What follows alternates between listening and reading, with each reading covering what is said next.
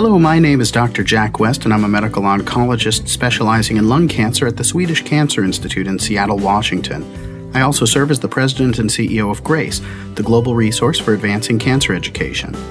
The following video presentation is an excerpt from a lecture I delivered in June of 2009 at Cancer Lifeline, a Seattle-based nonprofit organization for cancer patients and caregivers. The information provided here includes my own views, and they do not necessarily represent those of the Global Resource for Advancing Cancer Education nor Swedish Cancer Institute. The contents of this program do not constitute medical advice and are intended to supplement but not replace input from an individual patient's medical team. A transcript as well as a PDF file with copies of figures associated with this program are available at www.cancergrace.org/GRACEcasts. So I'm going to talk about early stage non-small cell lung cancer resectable disease. This is about a quarter of the patients who present with lung cancer have it at a point when we can remove it and potentially have it be cured with that. What has been a real change over the last 5 years or so is a recognition that we could potentially improve on what surgery alone does by adding chemotherapy. And to explain some of the rationale for that, you can see this chart. And this looks at a staging system. T stage is related to the size of the tumor and how much it's invading in the chest. N is the nodal involvement. And these stages, as you move from left to right, increase, and we see lower long-term survival. But one of the things that's been so frustrating is that even for patients with no nodal involvement, stage 1 are these two columns to the left. We see 5-year survival in the 60 to 70% range, not 90 or 100%. And we also see in all of these stages that clinical staging, which is based on scans, has a lower survival than surgical staging by actually going in and seeing what's happening. And that is because looking at films, even the best films we have, cannot detect microscopic involvement that you can see when we actually go in and take tissue out. And in fact, even pathologic staging of taking a tumor out misses and understages some people who have micrometastatic disease. We can presume that the reason these patients who are not long-term survivors cured from surgery when the surgeon famously says, "I got it all," is because of microscopic involvement in the bloodstream floating in there. That's where we think chemotherapy should come in. That's what chemotherapy is for, a whole body treatment to eliminate microscopic cancer cells. In fact, what we also see is that the majority of the recurrences in people who have surgery and then have it come back are not near where the actual resection was, it's distantly. So most of the time it is from cancer cells that the surgeon couldn't have gotten. They're floating in the bloodstream. So the hope is that we could actually kill those and kill the last cancer cell that someone has left and convert them from being not cured to cured. There have been a number of studies done in the last few years that have shown that we can improve the cure rates. This is one of the best of them. This was led by Canada, hence the Canadian flag in the corner. But it was really done throughout all of North America, and centers here participated as well. I trained at the Hutch and put patients on this trial when I was in my training. It took a long time to do this because this was a big trial that was asking an important question. Almost 500 patients with stage 1B or stage 2 lung cancer who were then randomized to be observed with no chemotherapy after surgery or receive cisplatin and vinorelbine, also known as navalbine. And what it showed, presented with a lot of fanfare at our big annual oncology meeting called ASCO several years ago, and then published in the New England Journal of Medicine, which really highlights how important this trial is that there was a 15% improvement in 5-year survival, from 54 to 69%. This HR, or hazard ratio, is another way of looking at the difference in survival over time. And a hazard ratio of 0.7 means a 30% improvement in survival compared with not getting chemotherapy. it improved the median survival, the point where half of patients had died, by 21 months.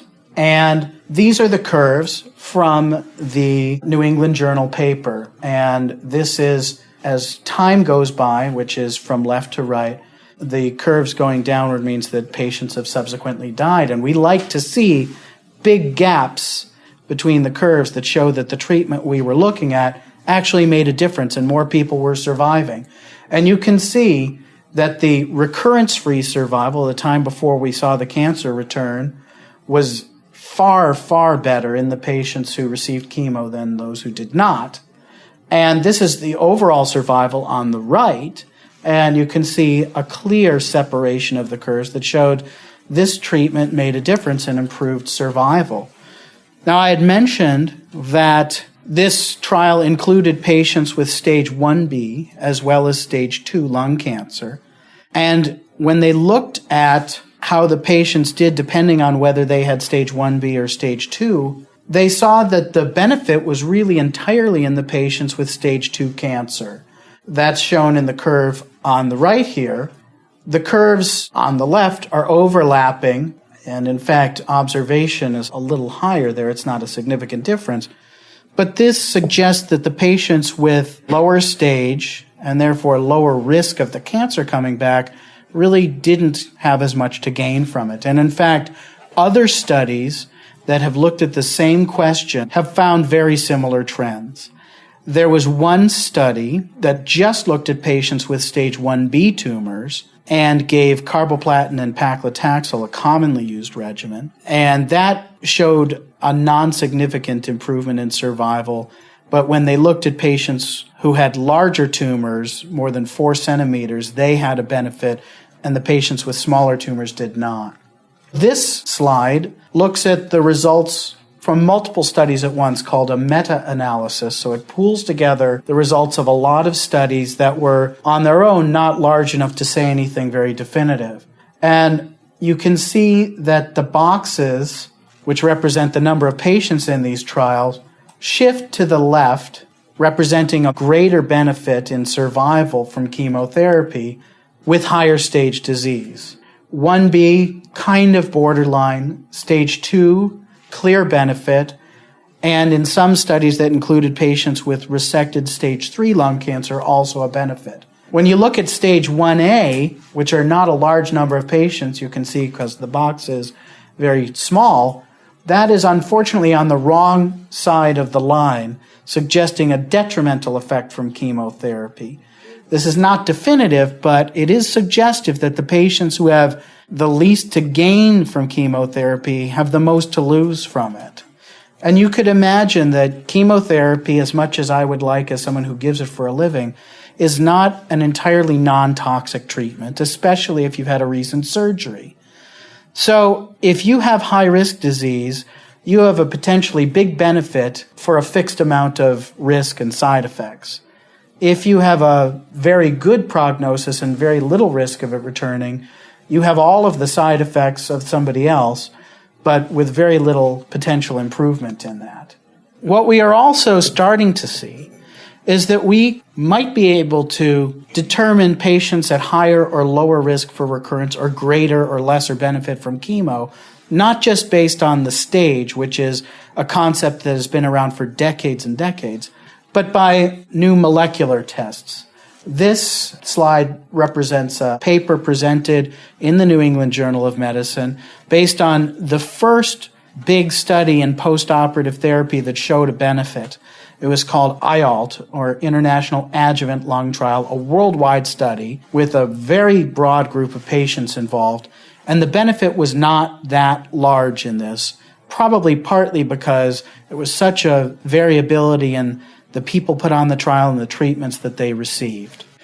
What this study looked at was a subset of the patients who had tissue available for analysis of a marker called ERCC1. And ERCC1 is a repair mechanism by the cell to deal with DNA damage, as can be caused by the cancer itself, but is also caused deliberately by chemotherapy, and in this case specifically cisplatin, which is one of the cornerstone drugs for postoperative treatment. And so high levels of ERCC1 protein in these cells of the tumor seem to correlate with resistance to cisplatin, like it's undoing the good effects of what you're trying to achieve. On the other hand, if you don't give chemotherapy, high levels of this repair protein seem to also be able to compensate better and undo the bad effects of the tumor. So it's a kind of double-edged sword. If you're not getting chemo, you may do better. If you do get chemo, it undoes the effects of the chemotherapy. And in fact, when they looked at the patients on this postoperative study as to whether they had high levels of this ERCC1 marker, they saw completely different results depending on whether you were presumably resistant or sensitive to the chemo. The ERCC1 negative tumors, which are about half of the patients in the trial, those patients did clearly better with chemotherapy than if they did not. And the opposite was true if you had high levels of ERCC1 that would suggest resistance. This is not a significant difference, a significant detrimental effect, but the curve that's on top in this group of patients is the ones who didn't get chemotherapy, suggesting that the patients who have resistance to chemotherapy got the detrimental effect and did not get the benefit. That said, this is still investigational. It's not routinely used yet, but I think it could be emerging in the next 3 to 5 years as quite commonly accepted.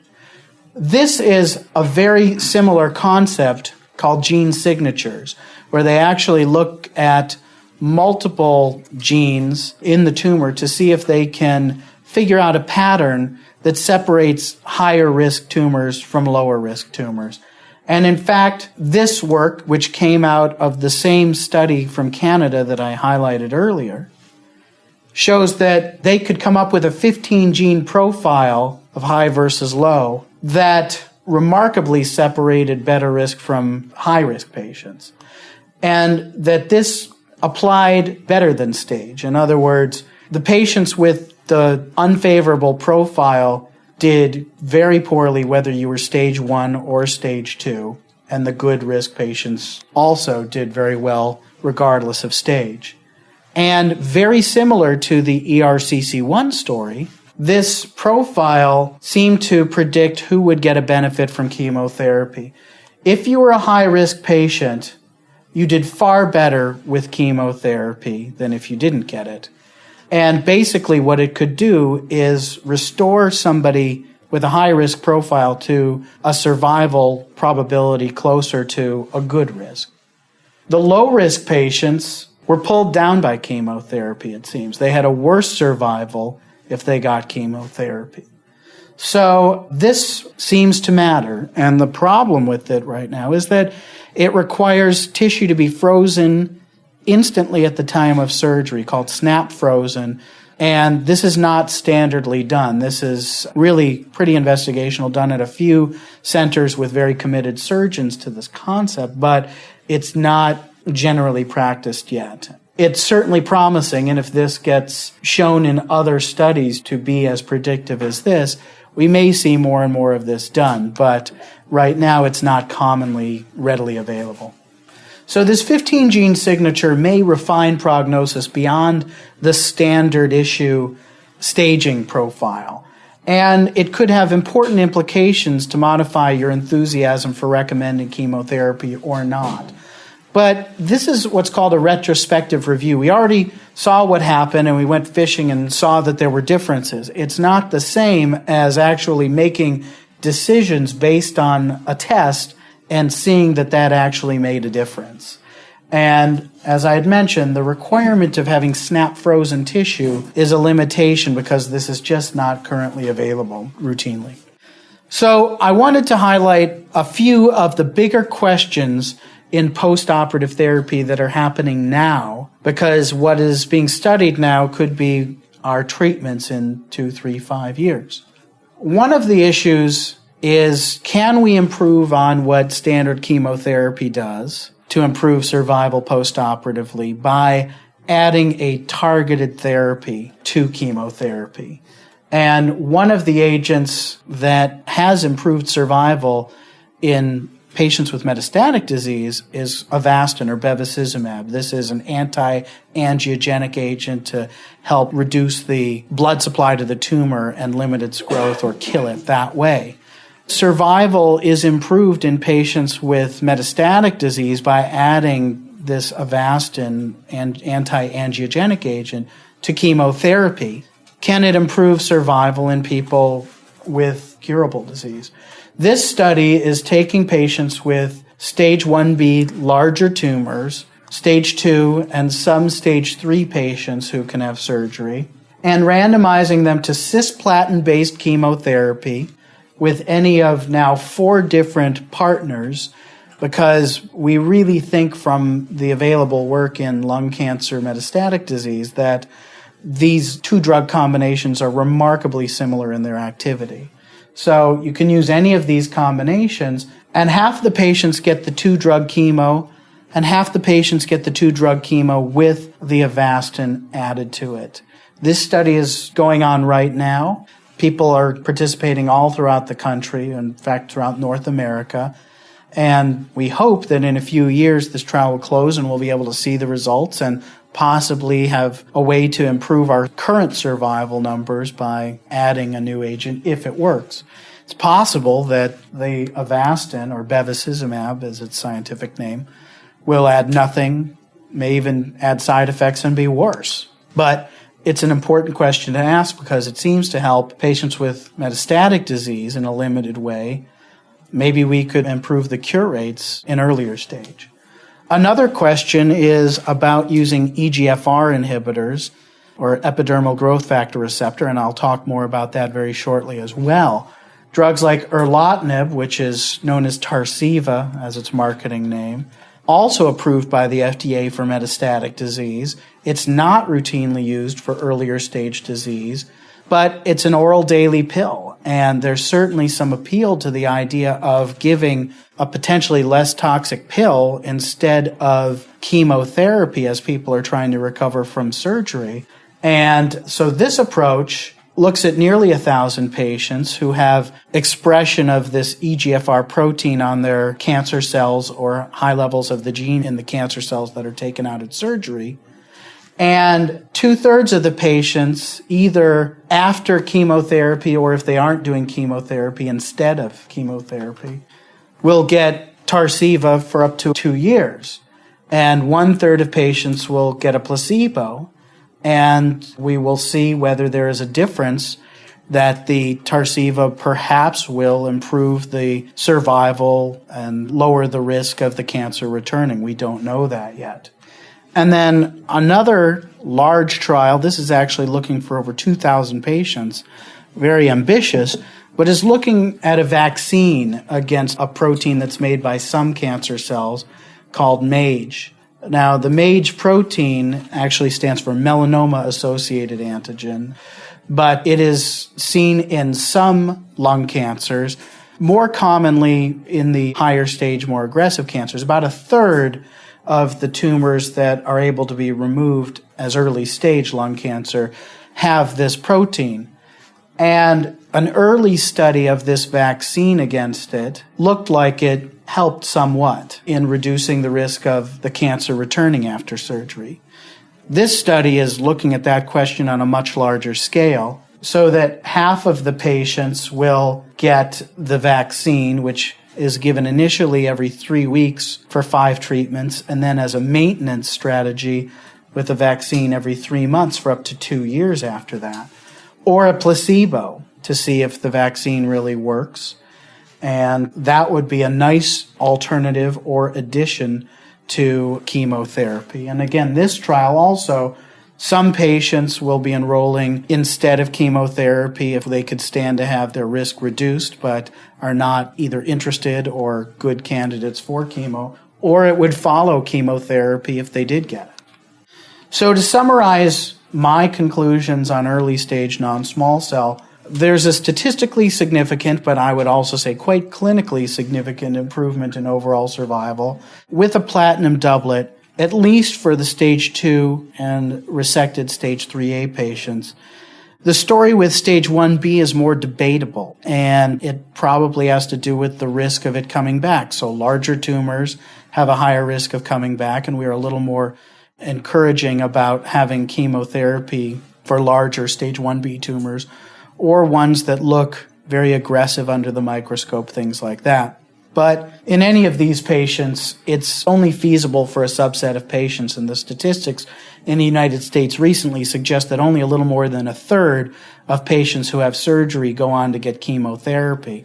And part of that is because people are struggling to just recover from the surgery itself, which is really doing the heavy lifting. So there are also patients who are 75 or 80, and it's just not going to be an attractive proposition to give post-operative chemo to a lot of these patients.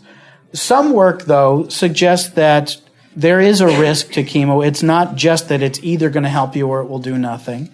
There are some patients who could be harmed from it, so we want to be judicious about recommending it to the people who stand to benefit and who can tolerate it safely. We are looking at moving beyond just stage or age, things like that, to refine the recommendation based on molecular selection, variables like ERCC1, maybe molecular signatures in the next few years, to help identify for a particular patient that they have a lower risk cancer and probably don't need chemotherapy, or they have a higher risk and they could benefit quite substantially by receiving chemotherapy. We are still struggling with and asking the question about whether it is beneficial to add Avastin, whether it is beneficial to give EGFR oral inhibitors after or instead of chemotherapy, or whether vaccine-based therapy, immunotherapy, could be feasible. And as I said, the fact is, in the real world, not everyone is getting this, even if by the numbers they would be potentially advisable. The fact is, a lot of things are happening as you're recovering from surgery.